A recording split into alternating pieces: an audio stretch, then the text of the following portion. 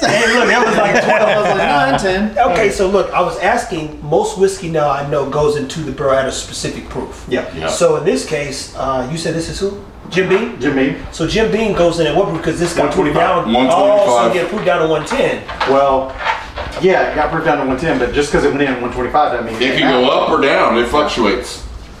So, and honestly, like these three, I would expect to be different proofs because of their terroir. Like Claremont is very close to the river, Yes. so very high humidity. So I would expect the proof to go down. Yes. Where Frankfurt is a little higher, and it will go up as well as Boston. You know what I'm saying, guys? And what I learned when I was there the first time, I was like, I think Tim, we hit maybe 4 distilleries when I was there in Kentucky the first time. And I said, yo, so all of them are off the river, huh? That's interesting. And most of the distilleries kind of reside right in the rick house is in the distillery. The river was a transport for a long time. That's my point. So then it goes to the history. Now you gotta learn about How it. cool is that? It turns into a whole Legacy nother distilleries thing. are near rivers. Yeah. Yeah, well, yeah, and water source, right? So not only is it a transport, it's a water source. Well, the water sources It's normally a well. Exactly. Yeah, because the limestone. or filters lime, water. yeah, limestone wells normally. But you still got to draw water for a lot of things to feed the crop, to grow the corn, to make the bourbon. They use, and a lot they of use those it for power. even. Yeah, but a lot of those legacy distillers grew their own corn. Yeah. Which brings me to my next question. Since we know that every distillery needs, I mean, this is technically like just water, right? Brown water. but the majority of the subject matter that went into that barrel was water Yes. with sugars or whatever, corn. With a little mash and Now, what The mash.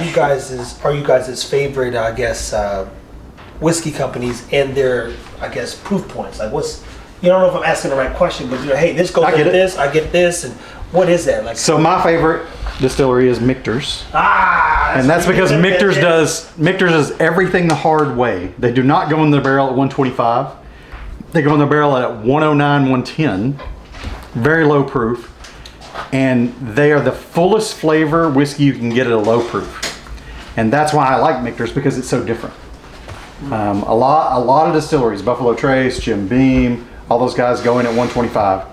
And here's the deal, like, so to go into the barrel at 109 versus 125, how do you do that? Do you know how that works? no clue. So 109, you add water before. You add water to the barrel before you put it in a bottle. If this went in at 125 and went up to 150 and now it's 110, you add water after, Damn, right? So, that sound good. so if you add water before, you gotta have more barrels, more storage, the harder way to do things, right? I like my shit uncut, unfiltered. That's what I like. Yeah, I mean, that's the ultimate. Even some of the other ones that can't go in the barrel over 125, most of that has water in it too. Because I think Because they come off the still higher. it can't come off the still over 160, but a lot of them are up there, so they got to add water. They have to. just to get to the 125. Yeah. Right. But some take it further. Maker's can't Mark they is go- another And one. then you also I got to think remember 108 that is the their- heads Yeah, their 111, and the 108, tails, yeah. meaning the first portion and the last portion of that has to be thrown away. It'll make you go blind. That's why he was asking that question about blah, It's blah, blah. literally poison, the heads and the tails. The heads and the tails. So the first part of the distiller that comes out of there, that it has to be discarded. Yeah. It'll kill you. Now they or can make they you can, they blind. can put it back into it and redistill it. They can reconstitute Yeah. it for sure, and they probably do.